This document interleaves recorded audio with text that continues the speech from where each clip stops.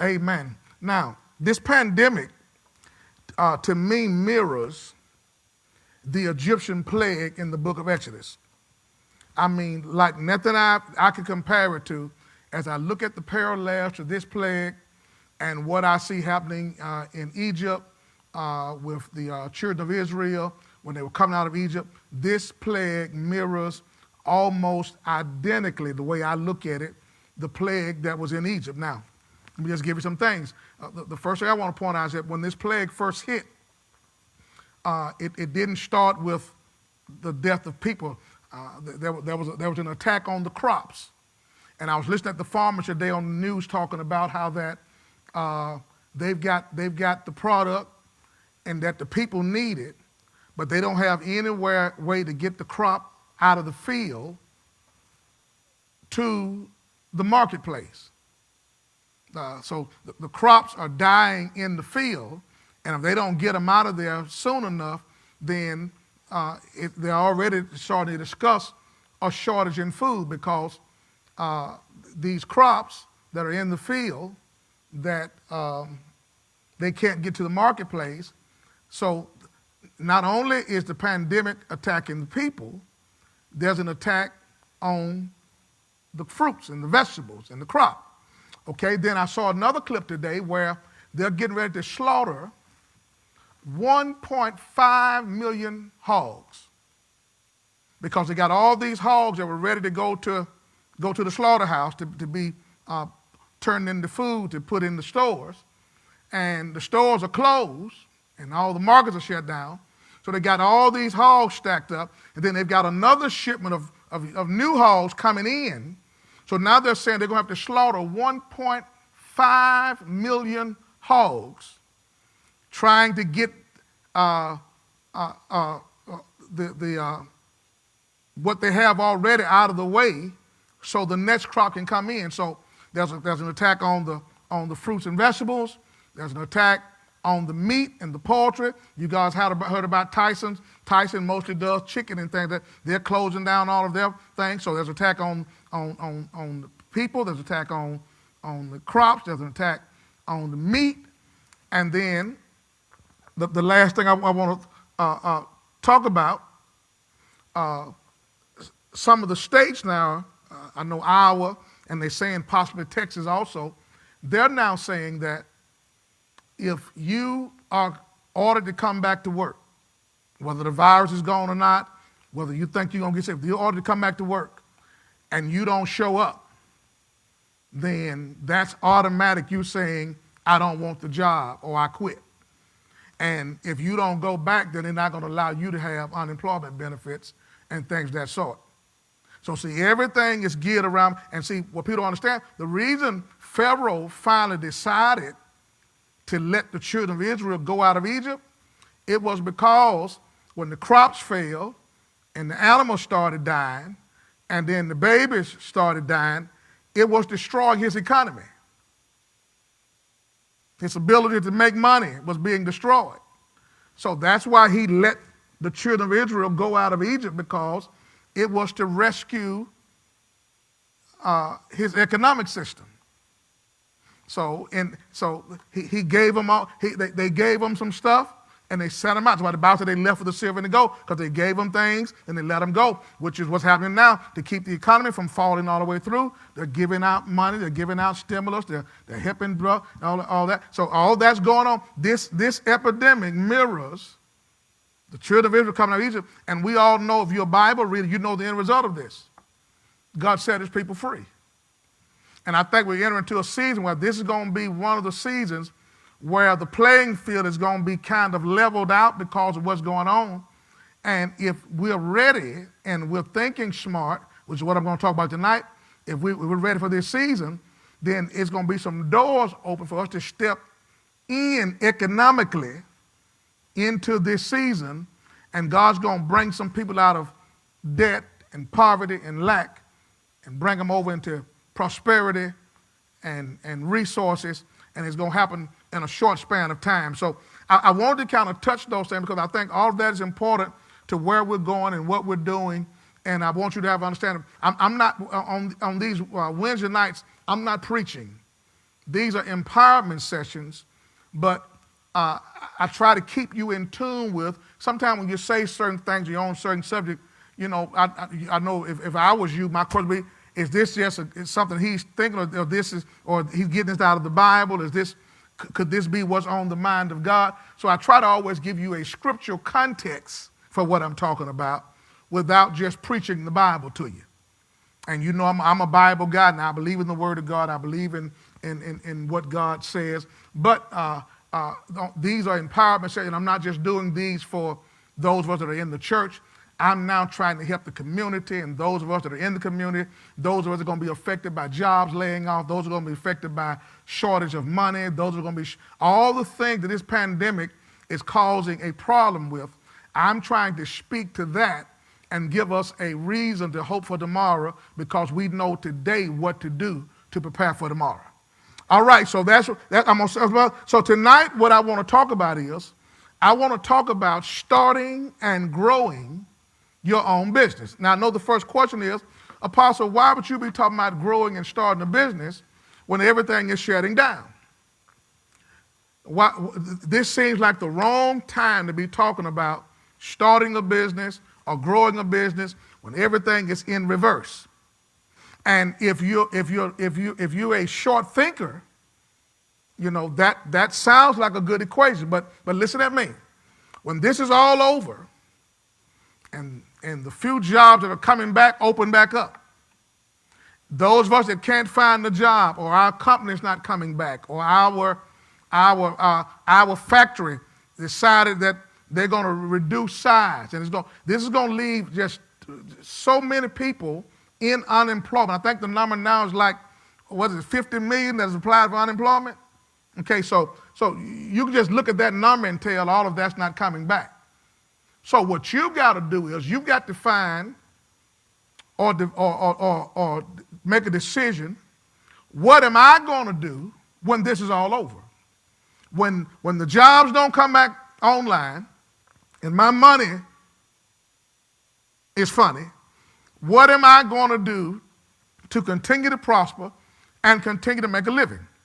Now, a lot of time when I talk about starting business, the reason that is so far-fetched for some people, because when you say business, some people in their mind, they think something huge and big. But there are many businesses that you can start on various levels, and if you're smart and you think it through, it may not necessarily make you rich, but it will cause you to be a success financially all of your days. Everybody that start a business don't get rich, but you can start a business and live a good life. So if the jobs don't come back, you need to have an idea about what you're going to do next. What's my next goal? What's my next step? What am I going to do next in order to make a living? How am I going to continue to prosper? And for so many years, our mindset was find a job. We even sent kids to college and paid $20,000, $30,000 to find a job. And there's nothing wrong with finding a job, but your mentality, if you're going to make a $30,000 investment to go to school, your mindset just can't be find a job. It's got to be more like start a business, so that you can get the return off of what you put in. For that, that $20,000 or $30,000 you put into college, your return on that has to be more than $10, $11, $12, $13 an hour. So we have to rethink this thing now, recondition our mind, understand we're in an unusual predicament, and that when this is all over, it's going to leave a lot of people in a bad place, and I don't want to be one of those that get stuck in this bad situation. Oh, I pray that's blessing you. Now that sounded good to me saying it, but I pray it's blessing you listening to it. All right, so we want to talk about starting and growing your own business. And I know I won't get through this tonight, so I pray that it blesses you. Now listen at this. Business, what is business, Apostle? Business is the purchase and sale of goods in an attempt to make a profit. The purchase, buying, and sale of goods. Can be any kind of goods. Any kind of goods that you believe the public would want to buy or people would have a need to buy from you, then you purchase it, and you sell it, and the goal in that is to make a profit, in which that profit then becomes how you make a living. All right, now,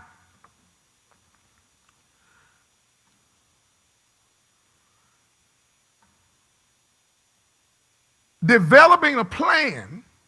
A lot of people just run out and start a business. They get an idea in January, they try to birth it in February. Or they get an idea today, they try to do it tomorrow. And one of the reasons so many people fail at business is because they try to do it too quick. They try to move too fast, and there's no preparation in getting to it or getting it or developing how you're going to do it. So then you do something real quick, off the cuff. It's not thought out, very small plan, and then a week or two, a month or two, or a year later, you're going out of business because you did not take the time to fully get an understanding of how am I going to go at this and what's going to sustain me over the years as I do this. I'm going somewhere. So if you're going to do a business, one of the first questions you got to ask yourself in doing a business is, what type of business? Now, that's important because you're not the best at everything. So if you're going to do a business, one of the first things you got to do is you got to figure out, okay, what type of business am I going to do? And then whatever that type is, it needs to be something that you can do a good job, that you have some experience, some knowledge, amen, some ability. Don't just do something because it's a good idea. One thing I see people getting in trouble, they see people, selling something or doing something because one person is doing good at it, because they've got the personality for it. They go and try to do it, and you don't like talking to people, and you're a quiet kind of person, then you've taken on something that involves quite a bit of your person-to-person sales. It's going to fail because you've chosen something that did not fit your character or your personality. So in choosing what type of business, it needs to be something that you're passionate about, something that you'd have some kind of knowledge of, something that you enjoy doing, so once you start to doing it and it gets a little hard from time to time, you don't want to quit doing it because it's difficult hard. You love doing it, so learning about it is a part of your joy and your experience.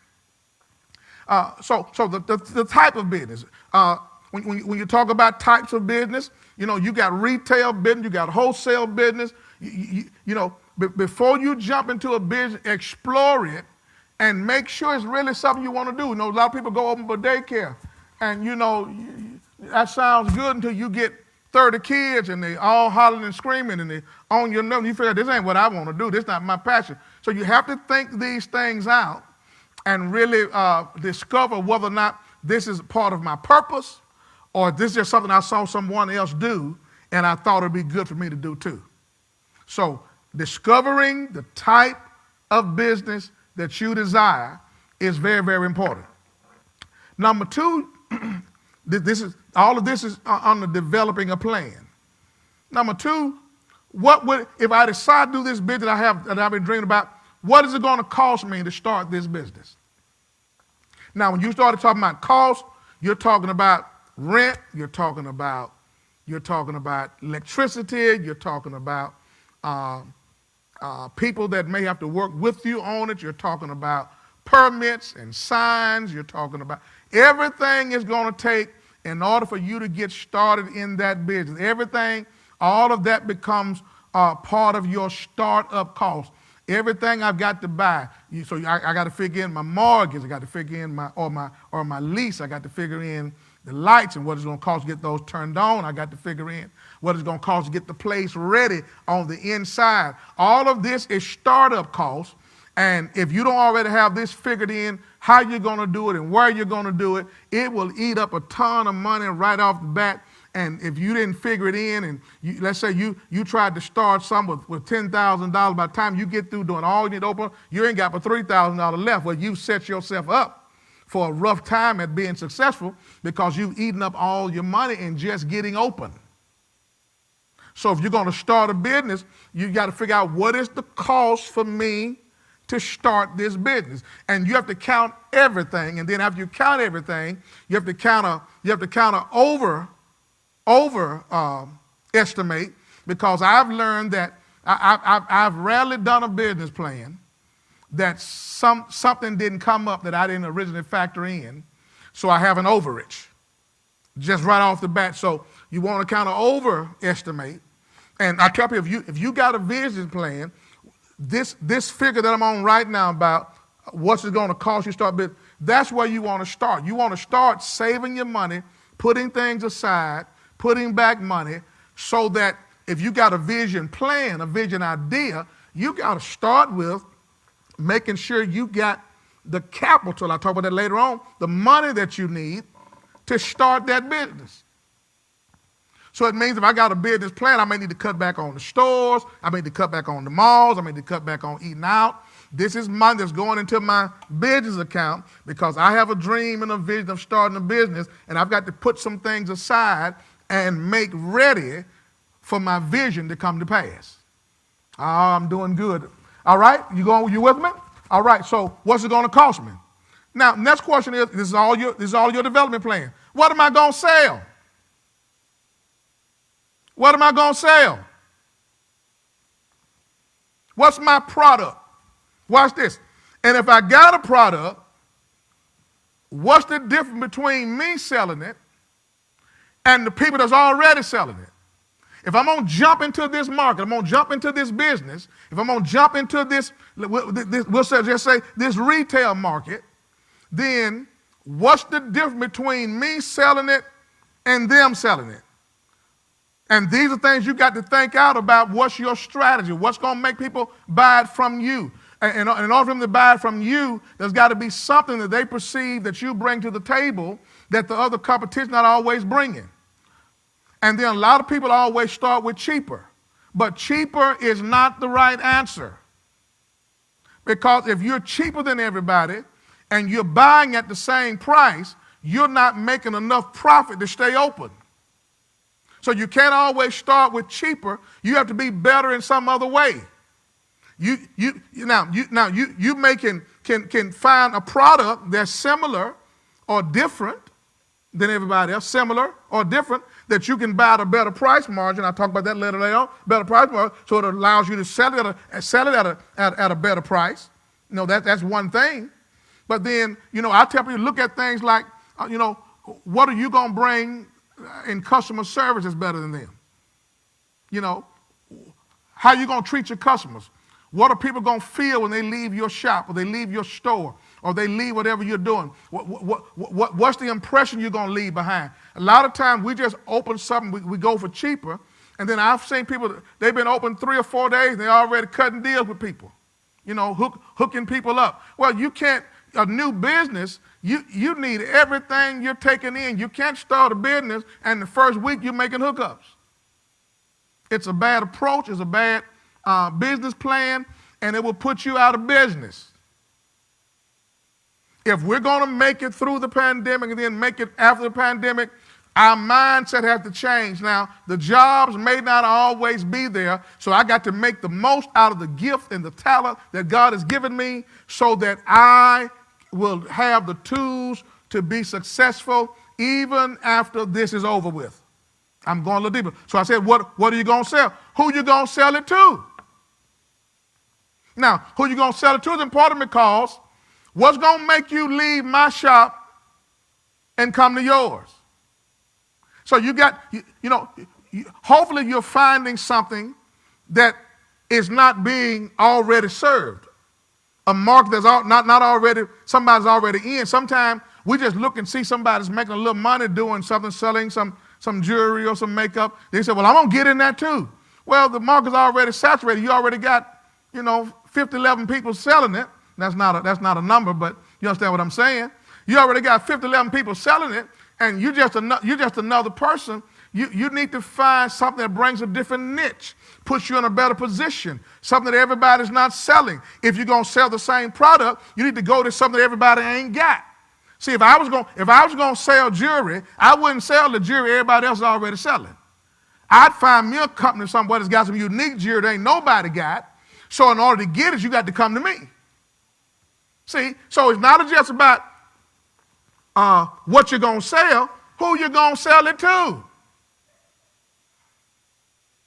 Who you're going to sell it to. And then what we do, we don't think these things out, and then we open something up, and people don't patronize us, and then we fall out with the whole community. I tell you what, I tell you about our people that we just don't support each other. You can't open up a business depending on one group to patronize you. You got to have a plan. What am I going to sell? Who am I going to sell it to? And why are they going to buy it from me? A good reason to buy from you might be because nobody else has this. Boy, that'll bring them in right there, see. So you have to think through your plan, know what you're doing, know why you're doing it. All right, I'm going deeper. So what you going to sell? Who you going to sell it to? Now watch this. This is a good one. Is it something I want, or is it something the people want? Do I want it or they want it? And a lot of times we do things and we get mad because folk don't buy it, but people don't buy what they don't like.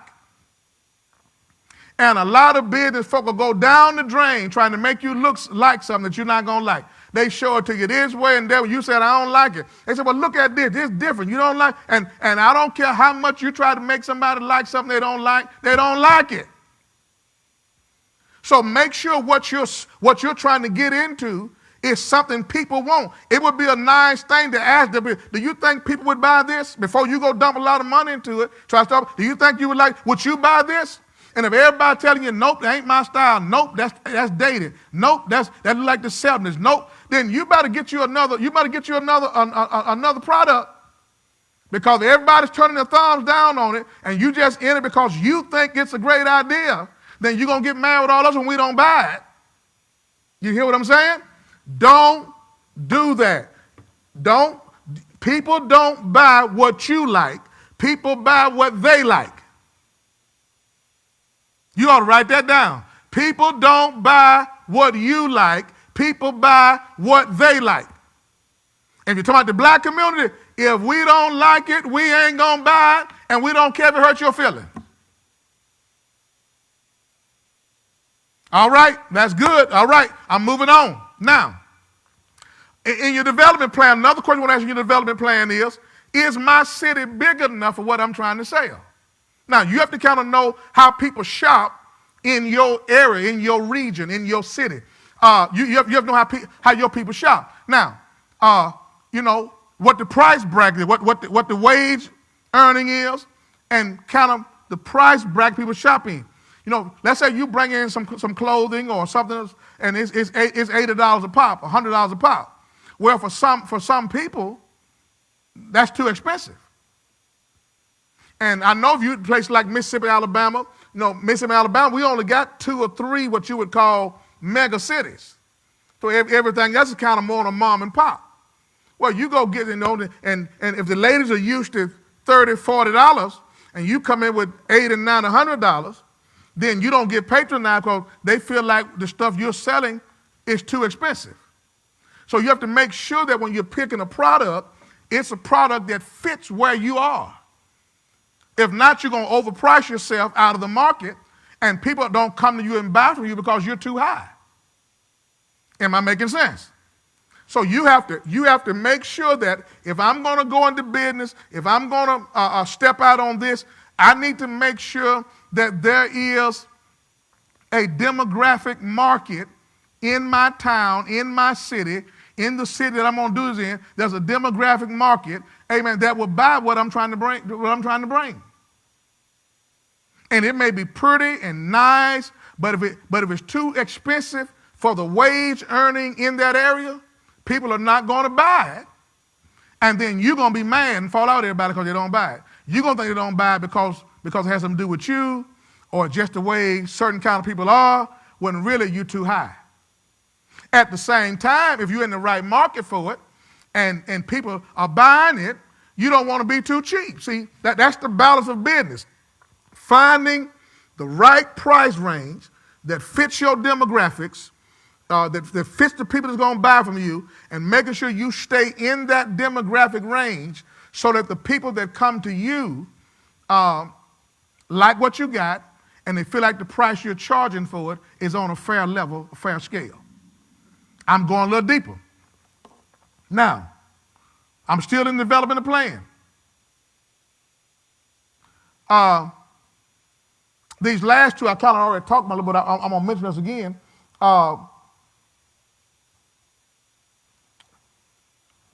Why buy from me?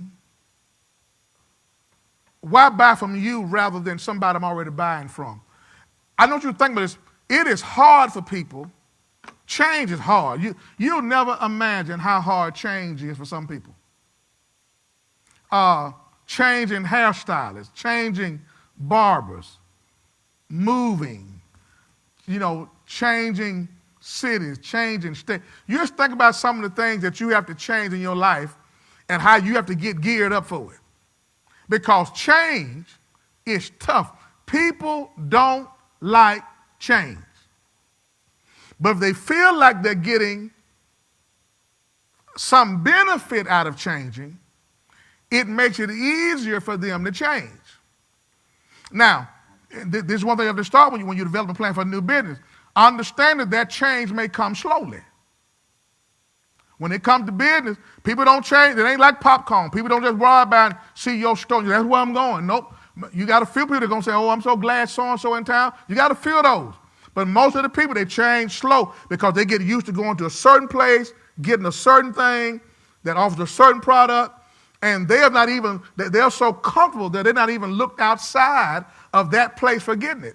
So when you come to town, that's why you have to have a business plan that helps you to stay for longevity, because it takes some people 3, 6, 12 months just to decide, I'm going to start patronizing with you. Now, you hope it don't take that long. And, somebody who has great business success, most time it don't take that long. But everybody doesn't have the overnight popcorn wonder, success. Many businesses either come short the first couple of years, many break even the first couple. Very few of them are profitable after the first 2 years. So you got to have a long-term strategy, not just some up-to-date, get rich tomorrow, and you start a business and you already buying stuff you shouldn't be buying because you think you'll get rich tomorrow. Business does not work like that. It's a recipe for failure. All right, so after you develop your plan, one of the next things I like to tell people to look at is consider your locations. Consider your locations. Now listen at this.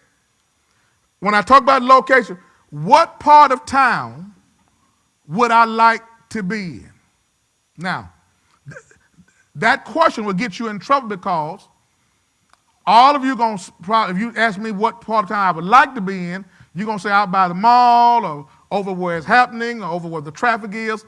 Those are all things all of us would say because if you're going to start a business, all those like to be in the best part of town. But because you're developing a plan and you're developing a plan for longevity, everybody can't afford to be in the most high traffic places in town.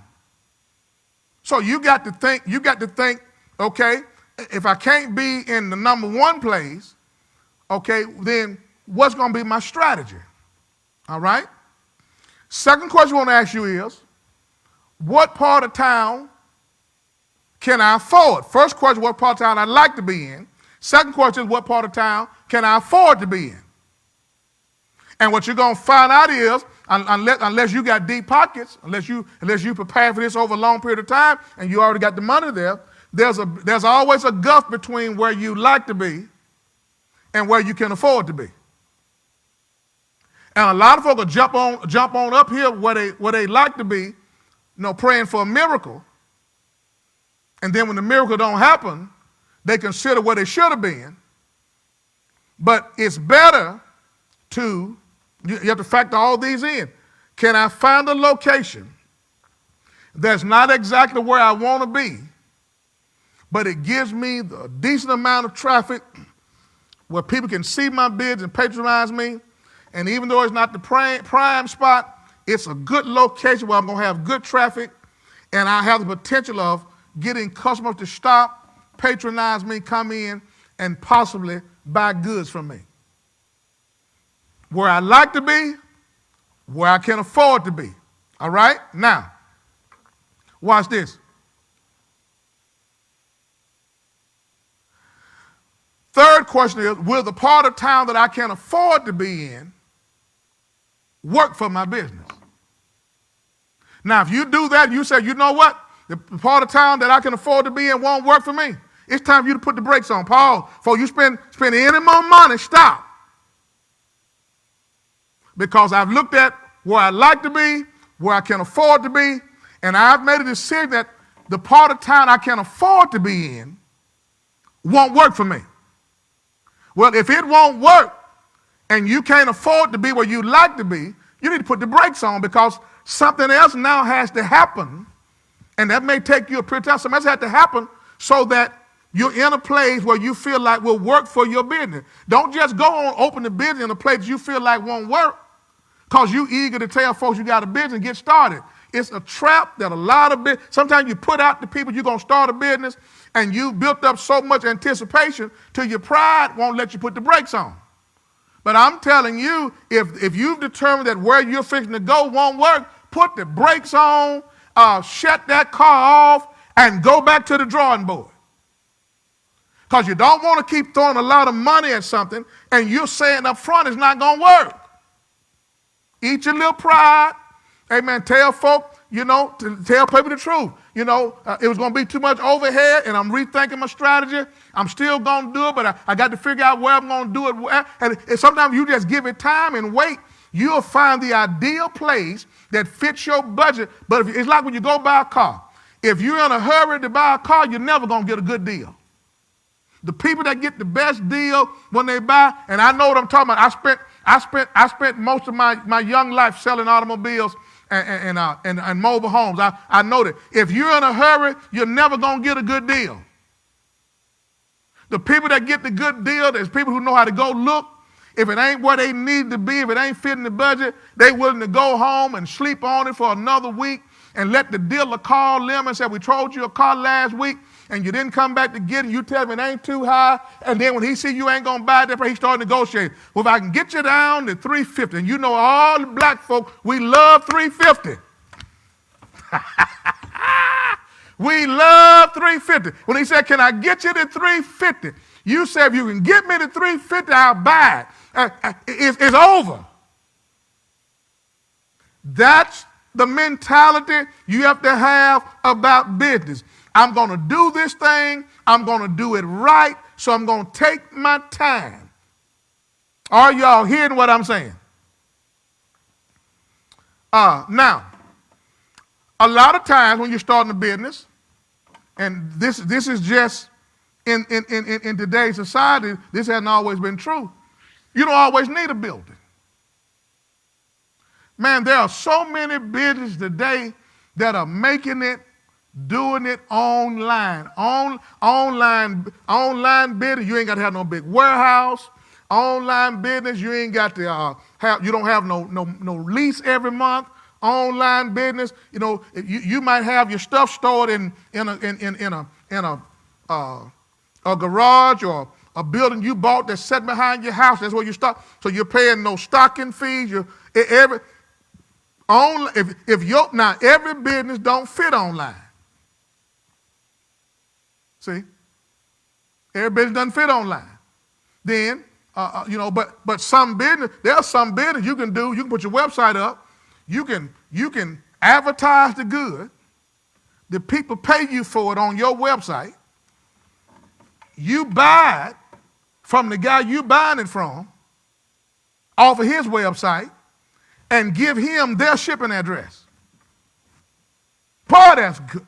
See, you ain't got no warehouse, you ain't got no storage building, you ain't got no shipping costs. Online bidding will work, but then you still got to get the money to get a good website set up. There's things you got to do to make that work for you, and most times we don't want to put the money into the website because we're trying to run a business and don't pay nobody but ourselves.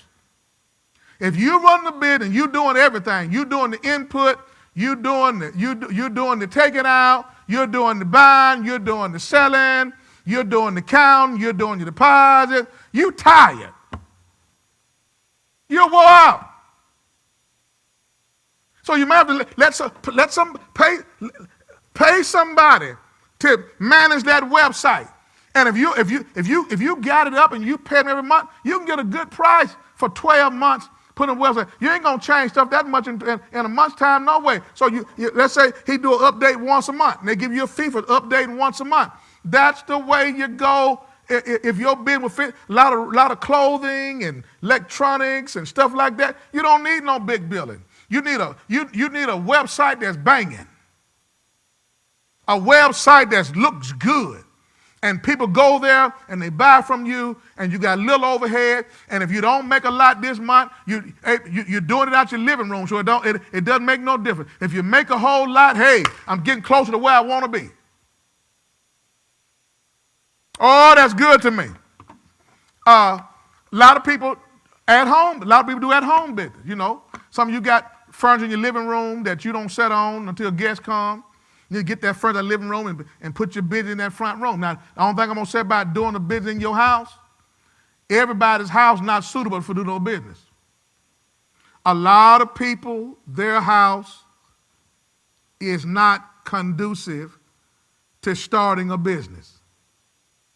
So you can't, it may be a great idea, it may be something that you would love to do, but if I walk in your house and everything ain't clean, and you got clothes tucked in the corner, and you got stuff, you know what I'm saying? You got little kids running around making noise and crying and, Mama, I want milk and all that, then your home is not the place to have your business. It's a great idea, would save you money, but everybody's home is not conducive. If I get to your house and I hate I came, it's gonna stop me from patronizing you. So you need to make sure that if you're gonna do a business in your home, that your home looks like a place folk don't want to come. All right, I'm going a little deeper. Now, so I developed a plan. I've decided how much it's going to cost me. I've thought about my location. All right, what's next, Apostle? Next thing you got to think about is capital. Capital. Capital. Come check my monitor down here, Joshua. Capital. Everybody, put it in the comments there. Say, next thing you got to think about capital. Okay, what's capital? Capital is the money, property, and inventory that's needed on hand. Not you gonna get it, not your daddy gonna lend it to you, not you gonna borrow it from your mama, not you talking to the bank about getting it. It is the money, property, and inventory that you have on hand. On hand. So when I start talking about capital, first thing that comes to my mind, bank accounts. Now y'all help me fuss about this way. Don't start a business, don't open a business if you not have already set aside a business account. I'm going to tell you why. Because if you don't have a business account to put that money in, you're putting that money in your front pocket, you're going to spend it up. Money that you make and stuff in your pocket is not going to last long. You'll be making little random runs, going to little random places, and you'll reach in your pocket and spend that money up, and then you'll get home and you're broke, and you have no idea what you did with the money. When you make money from a business, you take that money and you put it into an account. The reason a lot of you, your business can't grow, because if you want to grow your business, you want banks to help you grow your business, you want to borrow money, you got to then be able to show that you're bringing in money. Banks not going to loan you money, you ain't bringing in no money. You got to show you're bringing in money. If you show you're bringing in money, then you are a worthy customer to borrow money. But why would I loan you money? You can't show you're bringing in none. Then you get to the bank and say, well, you know, I make more than this. I just didn't put it all in my bank account. Well, how does he know you're not lying? The only proof he has that you're making the money is that you put it in your bank account.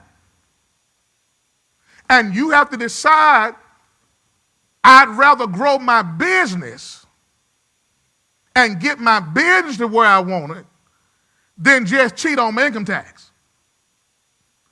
Because you can show your income tax you didn't make nothing, but then if your business didn't make nothing, ain't nobody going to loan you nothing either. You can't even get a credit card on it because you're showing you ain't making nothing. Talk to me, somebody. Am I getting anything in the comment section, Josh? I ain't preaching. Somebody else said, teach. I see y'all. Yeah, you got to put that money in the bank so it shows your business is doing something. Are you following me? And then as you prove your business, then you get to where you can start, you can get to leverage that business against some things to get to where you're trying to get. But most of us, our business never show any kind of increase because we don't set up a checking account. You need to set up a checking account, then you need to pay yourself whatever the business can afford to pay you, may not be afford to pay you. I'm getting a little ahead of myself. I may come back to this. The business may not be able to afford to pay you. You may only be able to afford to pay your help. See? But you're building a business, and if you want to go into business today and make a whole lot of money tomorrow, it's probably not going to happen. Now, a lot of you young girls that I know, a lot of young guys too, that do braids and hair, stuff like that, you guys got good clientele. There ain't no reason why you shouldn't be in a reputable shop, with a nice sign there with your name on it, building your clientele, building yourself as a businesswoman, as a businessman, getting ready to do bigger and better things. But see, it's hard to get us out of this little rob the government mentality. And I hate to say that, but it needs to be said. You got to get to a place where you show the growth of your business so people know you're not just some joke, or if I was talking about in a dating, that you're not some kind of one-night stand. They need to know that you in business and you for real. There's money going through my checking account. See? I got cash flow. I may be spending all of it at the end of the month to stay open, but it's flowing through there. I got cash flow. All right. So you need an account. All right. Am I going to be retail or wholesale? Retail or wholesale? What's the difference? Wholesalers usually sell to retailers. Wholesalers generally sell to retailers. Retailers serve to the general public. So do I sell my stuff to a store? You follow me? Or am I selling my stuff to the general public? If I sell to the general public, I'm a retailer. If I sell to a store for them to resell it, I'm a wholesaler. Wholesalers most times are not hit with sales tax. Retailers that sell to the public has to pay sales tax on that merchandise. That they charge the customer for that sales tax, and then that tax is then turned in to your state. Now, when it comes to sales tax, so that means that in doing this, you need to set up a tax account, a sales tax account with your local state. You need a sales tax. So that when you sell retail to the general public, you charge whatever the tax rate is in your particular state or city, and then that sales tax is forwarded to your state. Here in Mississippi, will be to the Secretary of State's office, but it may be a little different wherever you are, but that money is forwarded on. So that's something you got to do when you're considering how you're going to handle capital. You need to set up a sales tax. I recommend you get a tax ID. You can use your Social Security number, but get an EIN number. An EIN number. That number represents you. It represents your business. It can represent any business you do going forward. That number sticks with you for life. Once you get an EIN number, that number becomes like your business telephone number. While you're doing capital, I always put it under capital, you need to do an LLC or an incorporation. I call an LLC a poor man's incorporation. What an LLC does is, let's say the business is struggling or the business goes out or something happens, somebody falls to get hurt in the business, what an LLC does, it makes where people can only sue your company and the assets of your company. They cannot go from the company and sue you personally or get your personal asset. I believe every business owner needs an LLC. Here in Mississippi, it's only $50. Ain't no reason why you shouldn't have it. It protects you. That LLC stands for a limited liability corporation. What that limited liability, it means you can only sue me for so much. You can't just walk all over my house and start to get my personal stuff. You only can sue me for what the business is worth. It protects you. So it protects capital. So that's why I put tax, your EINs, I put your sales tax account with the state, I put all of those, I put them in here with capital because it has to do with how you're going to handle money. How you're going to handle money. Should I borrow money to start my business? Now that's a big question, and I'm gonna give you a real answer. Give you a real answer. If you're starting a business that you're planning on leaving your present job to start, I would not borrow any money. Because you're borrowing that money based on the income you're making at a job you work at. Then after you get the money, you're going to quit that job and start a business. And the business may not take off as fast as you think. You've already borrowed this money. Now you're in trouble because now you got to not try to scuffle and hustle and hope the business does well in a month or two in order for you to pay this money back because you lost an income to start that business. And I tell people, some of the smart things you can do, keep your job. Starting out, you may be open on Friday, Saturday, and the weekend until you get to a certain place.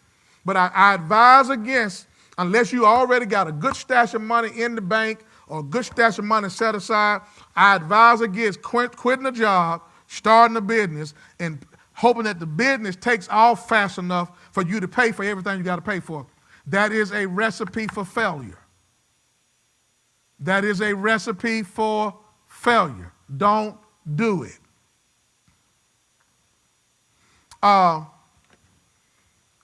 Now, a lot of times, and I know this is true in the urban community, in the black community, we're starting businesses, and the business we start, we just don't have a lot of money to start them. So with those type businesses, you got to be smart. This is when you want to think about internet business. This is when you want to think about doing something out of your house, or something you might can do on a mobile basis where you go to the customer. Because many times when we're doing business out of just a small pool of money, and it's not like many others who start business. They already got a money saved, or they got money being passed down from a mom or a dad, or they got old money in the family. So we have to really think through how we're going to start business and how we're going to do business. Now, I still think everybody ought to be working towards some business plan and developing that plan. But we can't always do it the way other people do it. So you have to figure out, how can I do this with the least amount of overhead, with the flexibility I need to work and build the business, even though I may not be able to afford a brick and mortar place, a store, or I may not be able to be in a prime location. You have to think all these things out about, how am I going to work this business? And it just can't be something that just fly off. You need to sit down and really think about your city, the people you're going to deal with, how they respond, what people like and don't like. You have to think through this.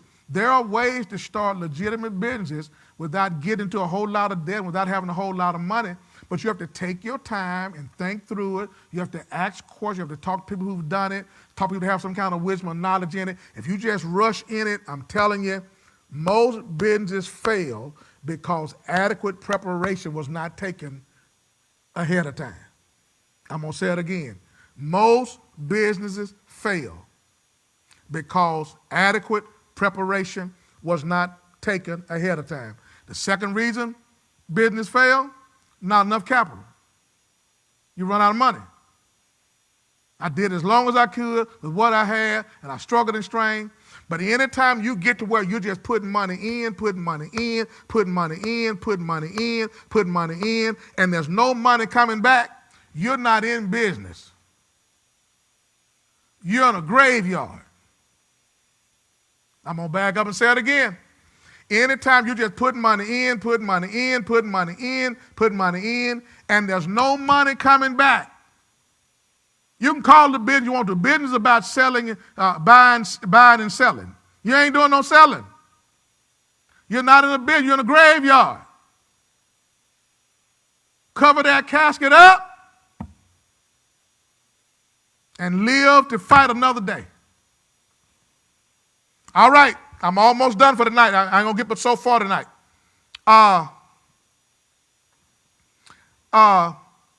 You have to, now, once a business begins to move, there's always income and expense. This is a constant income, selling and buying, selling, and that never stops.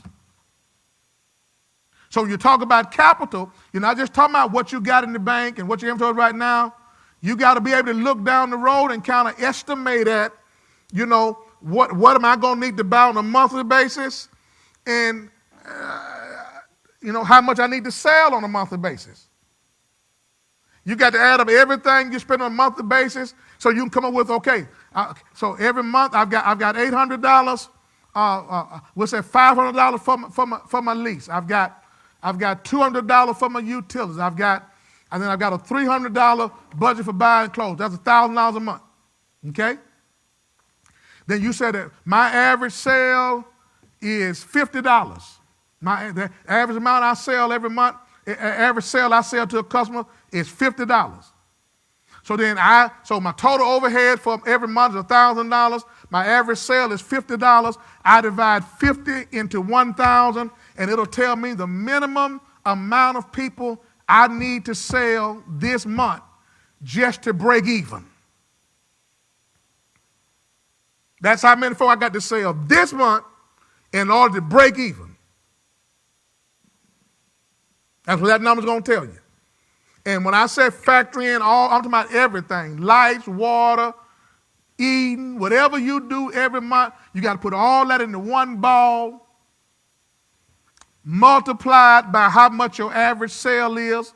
You determine that about what stuff sell for in your business. So if the average, we'll say a dress or coat in your business sells for $40, okay? Or let's say if you're doing pedicures or manicures or something like that, the average pedicure is $30, okay? When you divide that into your complete total, I'm talking about total everything, what you pay yourself, what you pay your employee, everything, you divide that number, it's going to give you a rough idea about the minimum amount of people that need to come through your door on a monthly basis. Then if you say, I know that many folk ain't going to come to my door, stop, don't open that business, stop.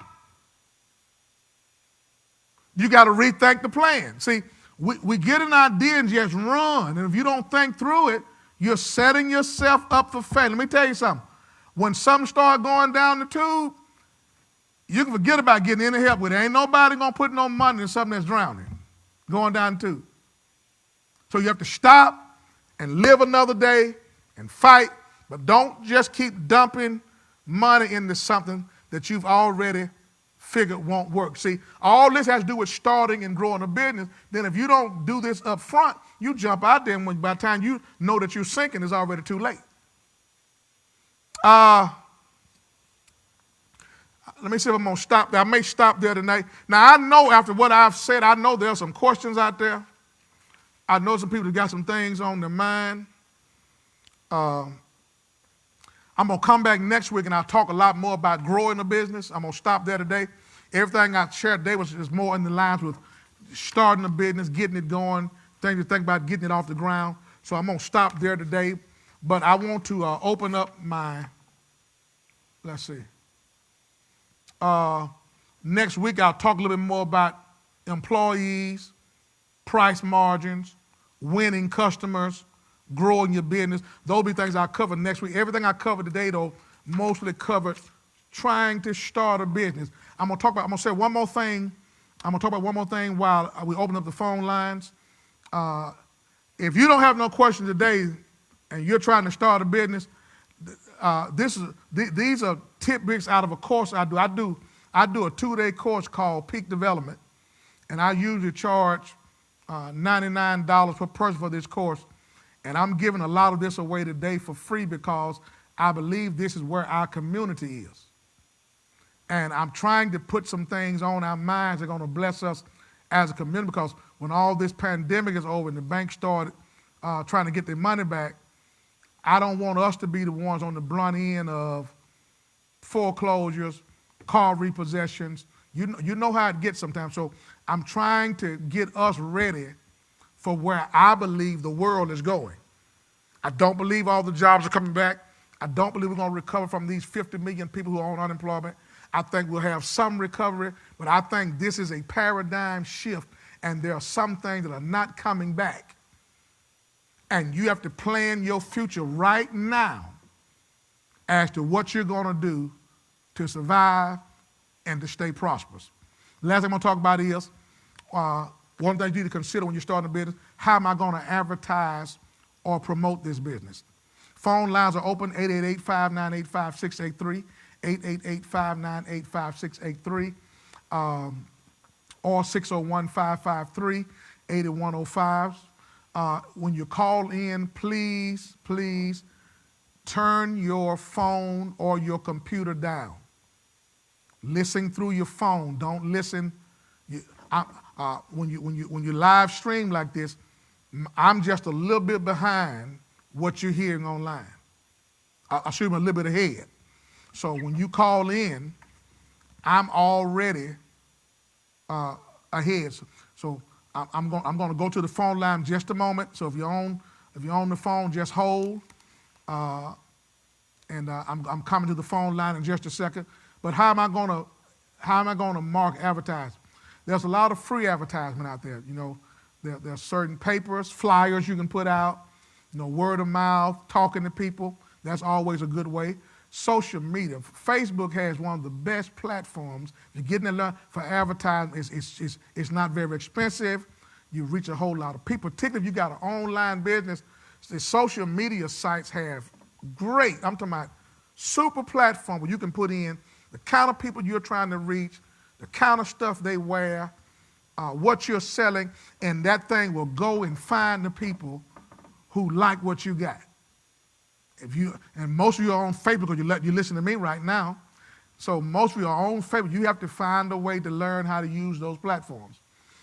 Business cards are always good. Just everybody you meet, when I say a card, I mean a little card. Get you something that's of size that they can see and remember and won't just throw it away and say, hey, I got a new boutique, I got a new hair salon, I got a new barbershop, I got a new barbecue place. Take my card, come by and visit me. That's always a great way. You can do bring a customer things where if you come to and buy something, you bring a customer, then whatever you get is so much off. I'll give you 15% off if you bring a customer with you. You can do things of that sort. You can go where the people are. Sometimes, if you're trying to advertise, you might want to buy a spot in the mall, out in the middle of the mall for 1 week. Negotiate a good price. It won't throw you in the hole, but if you're out in that mall, well, that wouldn't work today because the malls are about closed, but generally, there's a lot of traffic out there on the weekend. Try to get you a spot out there for a Saturday, or maybe a Friday and a Saturday, or a Saturday and a Sunday. Those are good things you can do.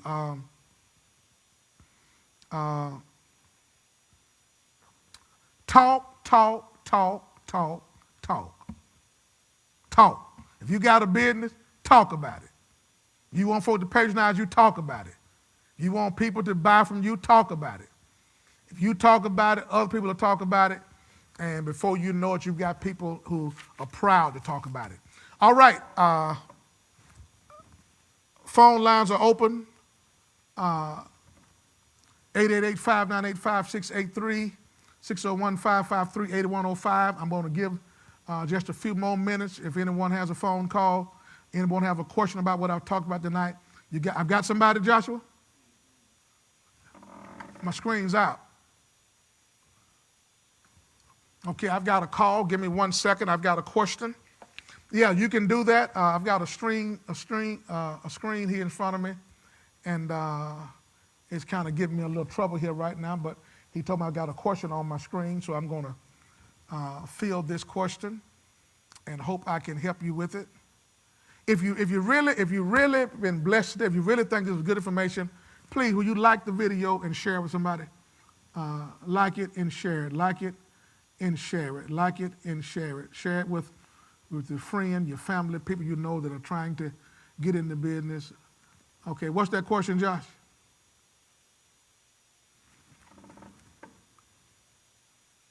All right, I'm trying to field this question.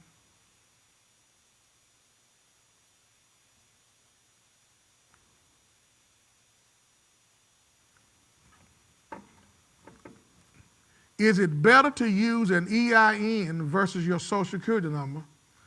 Being an independent contractor, I would use Social Security number. Well, I don't think it really matters. You know, I'm not big on just floating my Social Security number out there everywhere, giving it to people, because it gets stolen. Somebody tries to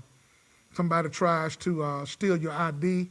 That EIN number is for your business, and then it don't just cover that one, but it'll cover any business you open up from now on. So if I was going to do it, I would get the EIN. The EIN is free.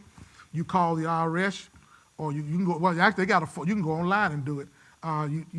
You put in your business name, your address, and then they'll give you the EIN right over when you get through fill out the paperwork. They immediately give you the EIN, and then they'll give it to you. Then if you call on the phone, they'll give you over the phone. Then they'll mail you a copy of it. I'm all for, if you're a business, stop using your personal stuff. Make your business your identity. If you're an LLC, then stop putting the business in your name. Don't open a checking account in your name. Put the checking account in the business name. And even if you got another business, like I do everything, Richardson Enterprises, LLC, if I'm going to do a DBA, but I've taken my name off of there, because the whole purpose of incorporating is to get your name off there so people don't sue you, they have to sue your business. But if you're going to put your personal name on everything, you open yourself up for a lawsuit, and you putting your Social Security name out there like that could identify you as the personal owner and could open you up for a lawsuit. I wouldn't. I would use an EIN, and I would also have an LLC. All right, I got a call. Caller, what's your question?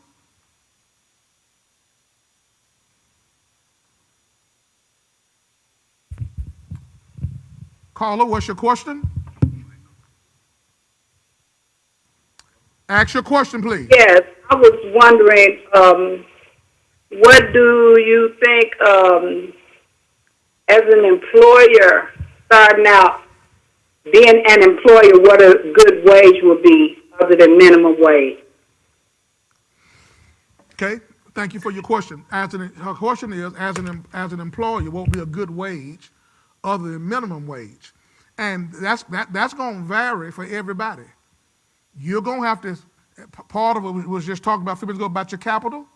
You're going to have to sit down and figure out, what can you afford to pay an individual? You even got to sit down and figure out, can you afford to pay yourself? Because sometimes in a new business, you can afford to pay your help, but you can't afford to pay yourself. Then some people say, well, I ain't going to run no business, don't pay myself. Well, if you do everything yourself, you're going to be fatigued a lot, and your customer's going to probably get the blunt end of that. So you have to really make questions, but, I wouldn't want you to allow me to give you a figure.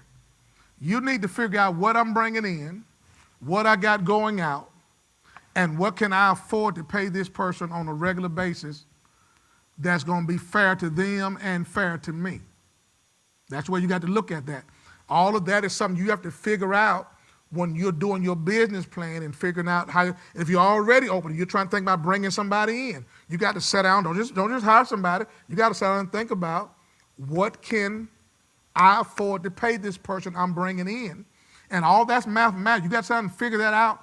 And then when you bring the person, you got to tell them, okay, here's what I can afford to pay you. Is that going to work for you? But there's no set plan, I got to pay this much, or this is a fair price to pay. No, you got to figure out what you got to pay by doing the math.